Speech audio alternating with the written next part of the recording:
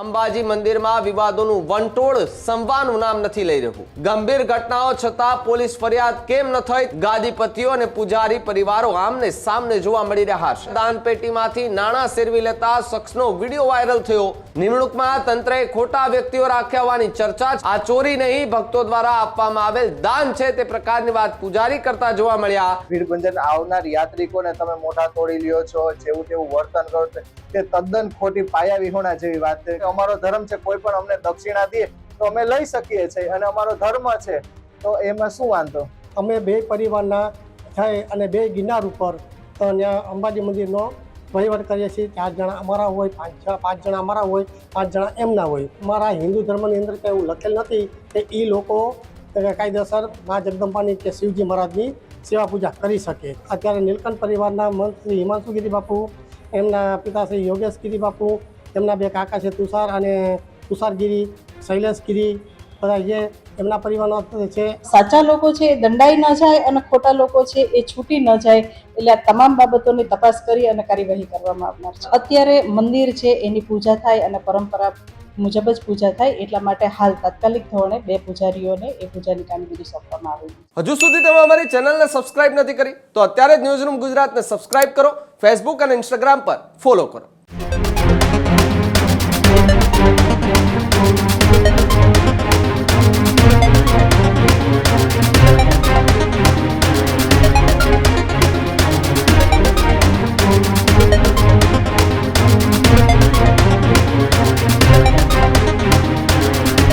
ગિરનારની પવિત્રતાને કોણ એ ગ્રહણ લગાડી રહ્યું છે? ગિરનાર પર સ્થિત અંબાજી મંદિર ફરી એકવાર વિવાદોના કેન્દ્રમાં જે છે તે ઘેરાતું જોવા મળી રહ્યું છે. અંબાજી મંદિરમાં વિવાદોનું વંટોળ હવે સંવાનું ક્યાંક ને ક્યાંક નામ પણ નથી લઈ રહ્યું. ગંભીર ઘટનાઓ છતાં પોલીસ ફરિયાદ કેમ ન થઈ? ગાદીપતિઓ અને પૂજારી પરિવારો આમને સામને જોવા મળી રહ્યા છે. તો નોનવેજ પાર્ટી બાદ મંદિર જે છે તે ફરી એકવાર ચર્ચામાં આવ્યું. દાન પેટીમાંથી નાણાં સેરવી લેતા શખ્સનો વિડીયો સોશિયલ મીડિયા પર વાયરલ થયો અને ત્યારબાદ સીસીટીવી સામે આવતા મંદિરની સુરક્ષા પર સવાલો ઉભા થયા. પારદર્શિતાના લીરે લીલા ઉડતા હોવાનો આક્ષેપ છે, તો સાથે જ હિન્દુ શાસ્ત્ર મુજબ પૂજા અતીત બાવા કે બ્રાહ્મણો જ કરી શકે, છતાંય કેટલા લોકોને પૂજારી તરીકે નિમણૂક કરાયા હોવાનો આરોપ છે. નિમણૂકમાં તંત્રએ ખોટા વ્યક્તિઓ રાખ્યા હોવાની ચર્ચા છે, તો બીજી તરફ પૂજારી તરીકે કામ કરતા લોકોને પગાર ચૂકવાતો હોવાનો પણ મુદ્દો છે. આ ચોરી નહીં, ભક્તો દ્વારા આપવામાં આવેલું દાન છે તે પ્રકારની વાત પૂજારીએ કરી. જ્યારે તપાસ રિપોર્ટ આવ્યા બાદ સત્ય બહાર આવશે તેવી પણ વાત તંત્રએ કરી. તંત્ર દ્વારા કરાયેલી નિમણૂકો પર હવે મોટા સવાલો ઉભા થઈ રહ્યા છે. ત્યારે એક ભગવા પાછળ છુપાયેલો એક શત્રુ જે છે તે ક્યાંક ને ક્યાંક ખુલ્લો પડતો દેખાયો છે કે જ્યાં આસ્થાનું ધામ, ભગવાનના ધામમાં કોઈ 2, 5, 10, 100, 200, 500 રૂપિયા નાખે અને એ પૈસા સીધા જેના ખીચામાં નાખે, તો શરમ કરો કે તમને એ ભગવાન કેવી રીતે પહોંચશે? ગંભીર સવાલો જે છે તે અહીંયા ઉભા થઈ રહ્યા છે. ભગવાને લજવવાનું હજુ પણ કહીએ છીએ કે ભગવાને લજવવાનો બંધ કરી દો તો બહુ સારું રહેશે. બાકી જ્યારે ખુલ્લા પાડવા બેસીશું તો તમે મંદિરમાં તો શું જુનાગઢમાં પણ નહીં રહી શકો. સવાલો અનેક ઉભા થઈ રહ્યા છે, કારણ કે જ્યાં સાધુના વેશમાં ભગવા કપડા ધારણ કરી અને તમે સાધુ જેવી બોલી તો બોલી શકો, પરંતુ એ સાધુ જેવા ગુણ તમારામાં હોવા જોઈએ, ત્યારે તમે સાચા સાધુ બની શકો. બાકી જો પૈસાની ભૂખે તમે આવતા હોય તો તમારે સાધુ બનવાની જરૂર નથી, તમારે સંન્યાસ લેવાની પણ જરૂર નથી. આવી જાઓ જાહેર જીવનમાં, કરો ને ધંધા, કામ કરો, પૈસા કમાઓ, પણ નહીં તમારે બેઠા પૈસા કમાવા છે. લોકો ત્યાં આવે, લોકો પ્રેમથી કોઈ મંદિરમાં દાન કરતું હોય તો તમારે એ પૈસા જોઈએ છે, પરંતુ તમારે પોતાની જાત કમાણીથી તો કમાવું નથી. એ પ્રકારની એક વાત, કારણ કે સીસીટીવી જ્યારથી સામે આવ્યા એટલા માટે હવે સવાલો જે છે તે ઊભા થઈ રહ્યા છે. ત્યારે તંત્ર, પૂજારી, આ બધા પર જ્યારે વાત આવી એટલે ગોળ ગોળ ગોળ ગોળ વાત કરવાની શરૂ કરી દીધી. અને પૂજારીએ કહ્યું કે પૈસા તો અમને દક્ષિણામાં મળે, અમારો તો હક છે લેવાનો, પણ એ દક્ષિણા દાન પેટીની ત્યાં મૂકેલી હોય, તમને હાથમાં આપેલું હોય તો દક્ષિણા કહેવાય. આ તો દાન પેટીની આ મૂકેલા પૈસા થોડા દક્ષિણા કહેવાય, તો મંદિરના પૈસા છે. સવાલો જે છે તે અનેક ઉભા થઈ રહ્યા છે. ત્યારે જવાબોમાં શું મળ્યું? તંત્ર શું કહી રહ્યું છે? પૂજારી શું કહી રહ્યા છે? સાંભળીએ બધાને. હું શ્રી ભીડભંજન મહાદેવ તથા ગિરનાર અંબાજી માતાજી મંદિરમાં વર્ષોથી આરતી પૂજા અમે કરતા. કનસુખગીરી બાપુ મારા સગા મોટા બાપુ છે, એટલે વર્ષોની અમારી પરંપરા પરિવાર સાથે જોડાયેલા છે, એટલે વર્ષોથી હું ત્યાં રહું છું ને આરતી પૂજાને તે કરીએ છીએ.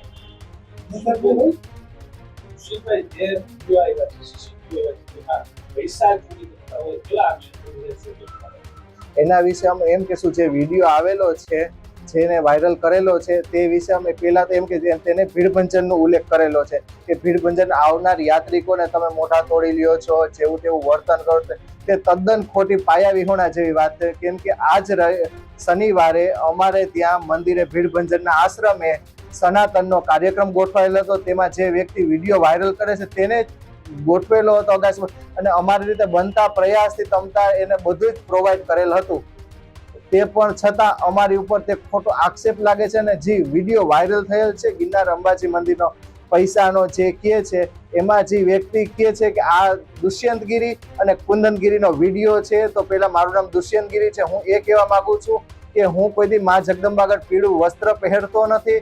તેમાં પીળું વસ્ત્ર પહેરેલું છે. મને હાલમાં ચશ્માના નંબર છે, તેમાં ચશ્મા છે નહીં, ચશ્મા પહેરેલો વ્યક્તિ નથી. એટલે જેને મારું કીધું તે તદ્દન ખોટી વાત છે. ને જે કુંદનગીરીનું કહે છે, જેને પૈસા લીધેલ છે, તે અમને લોકોને વર્ષોથી અને આદિના અમારો ધર્મ છે, કોઈ પણ અમને દક્ષિણા દે તો અમે લઈ શકીએ છીએ અને અમારો ધર્મ છે, તો એમાં શું વાંધો?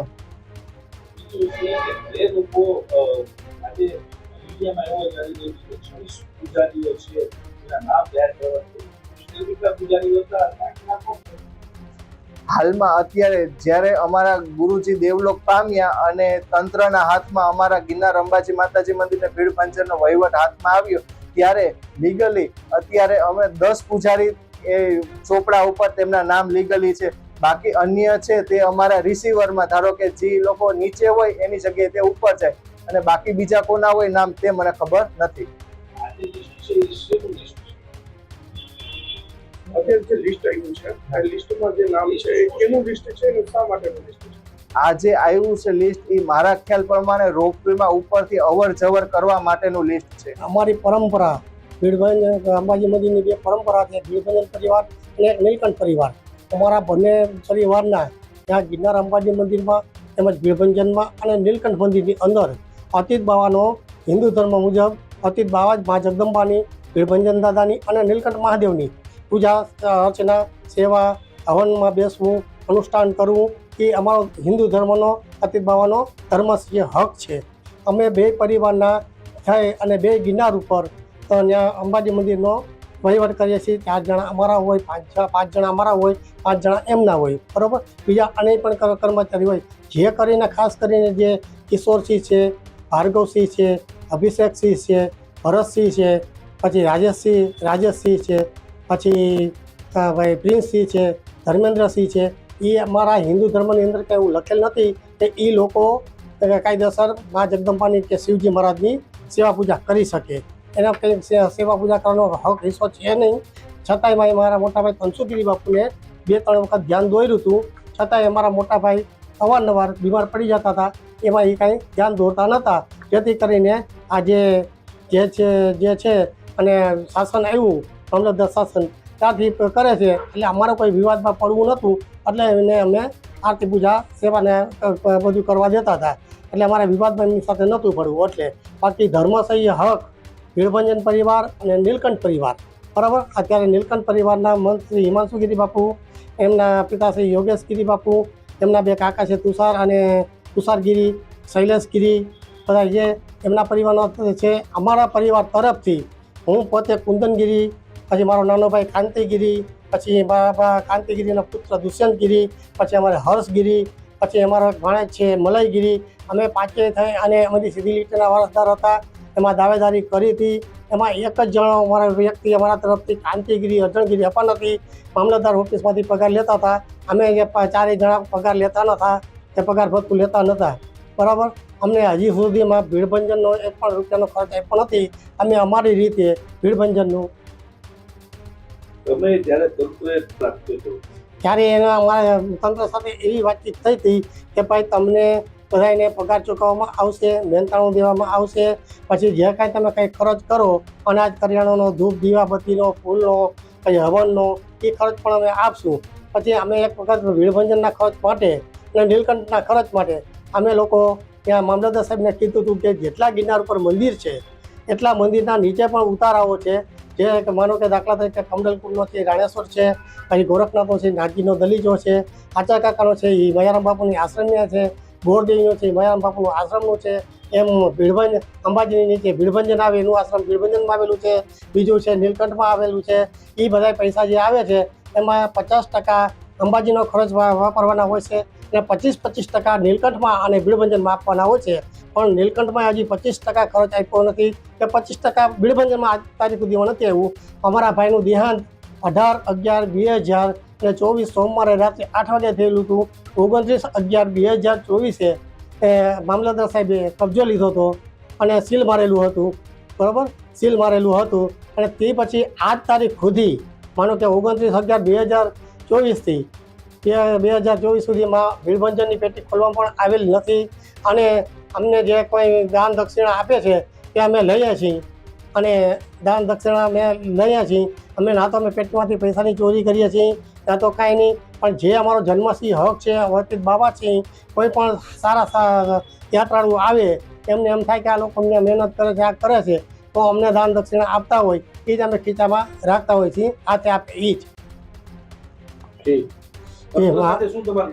અમારા તંત્ર સાથે એવું નક્કી થયું હતું કે જો તમારે પંચાયતનું પદ જોતું હોય, દાવેદારી કરવી હોય તો એમને મહેનતાણું કે પગાર ચૂકવવામાં આવશે નહીં, બરોબર. એમાં અમે 4 જણા છીએ, કુંદનગીરી અર્જુનગીરી અપારનાથી, દુષ્યંતગીરી કાંતિગીરી અપારનાથી, હર્ષગીરી નરેન્દ્રગીરી અપારનાથી, મલયગીરી તરુણગીરી અપારનાથી. અમે જે 4માંથી કોઈ પગાર પણ આજની તારીખ સુધી લીધો નથી અને અમને પણ આપ્યો નથી, કારણ કે અમારા મંત્રાલયનું પદ જોતું હતું.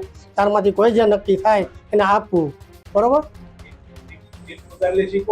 એ અમારે એક પગાર લે છે, એ મારો નાનો ભાઈ છે કાંતિગીરી અર્જુનગીરી અપારનાથી.